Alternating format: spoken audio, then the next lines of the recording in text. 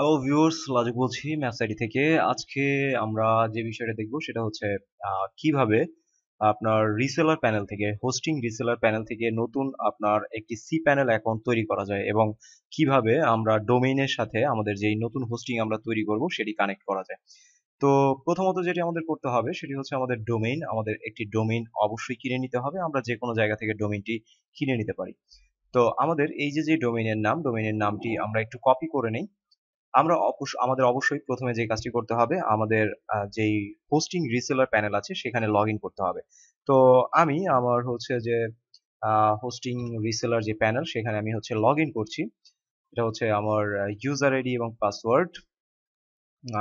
এটা দিয়ে হচ্ছে যে আমি আমার সি প্যানেলে লগ ইন করছি। হোস্টিং রিসেলার যে প্যানেল সেখানে হচ্ছে আমি লগ ইন করছি এবং লগ ইন হওয়ার পর এটা হচ্ছে আমাদের ডিফল্ট সি প্যানেল।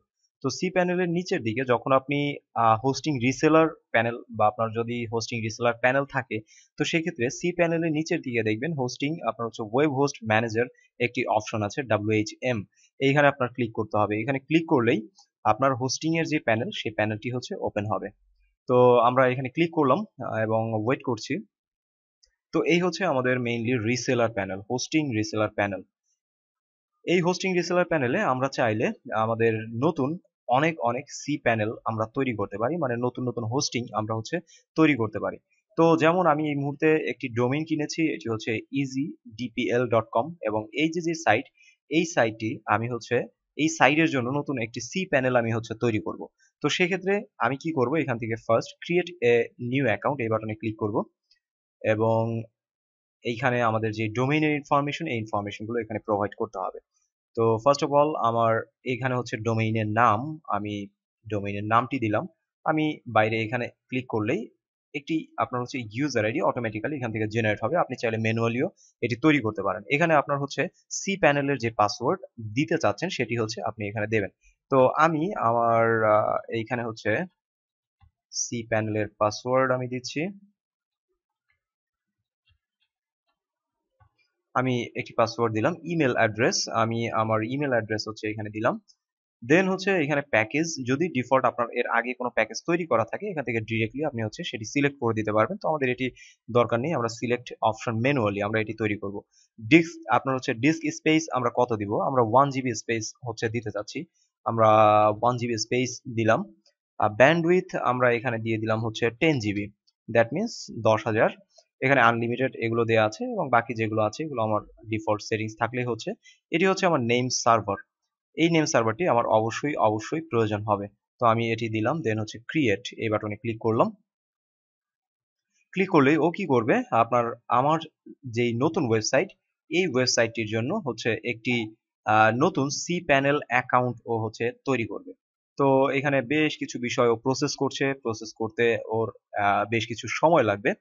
তো এটা আপনার হচ্ছে ফাইনালি যখন কমপ্লিট হবে তখন হচ্ছে আমাদের এইখানে এই যে যে ডিটেলস এই ডিটেলসটি এইখানে চলে আসবে। তো আমরা যে কাজটি করব, এখান থেকে যেই সি প্যানেলের যে ডিটেলসটি আছে এটি আমি টোটাল কপি করে নেই এবং হচ্ছে আমি একটা নোটপ্যাড ওপেন করছি এবং এইখানে আমি হচ্ছে যেটা আছে আমার ডিটেলসটা হচ্ছে পেস্ট করছি। তো এই হচ্ছে আমার মেইনলি হোস্টিং এর ডিটেলস এবং এই হোস্টিং ডিটেলসটা দিয়েই আমি হচ্ছে আমার অ্যাকাউন্টে লগ ইন করতে পারবো।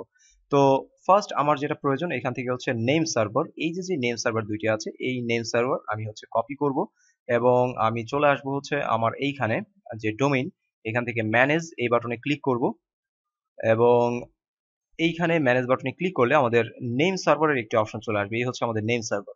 এখান থেকে আমরা কাস্টম ডিএনএস এটা সিলেক্ট করব এবং এখানে আমাদের একটি নেম সার্ভার দিলাম এবং আমাদের আরেকটি নেম সার্ভার সেটি হচ্ছে এইখানে, এটি হচ্ছে আমরা দিলাম। দেন হচ্ছে ওকে, দেন আপডেট আমরা এই বাটনে ক্লিক করব। তো আমাদের এই মুহূর্তে যে ডোমেইনটি আমরা কিনলাম এই ডোমেইনটি নতুন সি প্যানেলের সাথে অ্যাকচুয়ালি আপনার হচ্ছে কানেক্ট হবে। 48 আওয়ার্স সময় নেবে, এর ভেতরে আমাদের যে নতুন হোস্টিংটা আমরা নিলাম সেটার সাথে আমাদের এই যে যে সাইট এই সাইটটি কানেক্ট হয়ে যাবে এবং এই সাইট আমরা এরপর যখন সাইট স্ল্যাশ সি প্যানেল লিখে ওপেন করব তখন অটোমেটিক্যালি কি হবে, আমাদের সি প্যানেলটি লগ ইন হবে, মানে আমাদের সার্ভারের পেজটি লগ ইন হবে। তো এই হচ্ছে মোটামুটি আমাদের হচ্ছে ডিটেলস। তো আমরা কিভাবে আপনার নতুন একটা হোস্টিং রিসেলার থেকে অ্যাকাউন্ট তৈরি করতে পারি। এটি হচ্ছে আপনার সিস্টেম। এইভাবে আমরা খুব সহজেই অ্যাকাউন্ট তৈরি করতে পারি। তো যদি ভিডিও ভালো লাগে অবশ্যই ভিডিও লাইক করবেন এবং ফ্রেন্ডসকে শেয়ার করতে ভুলবেন না। ভালো থাকবেন সবাই। ধন্যবাদ।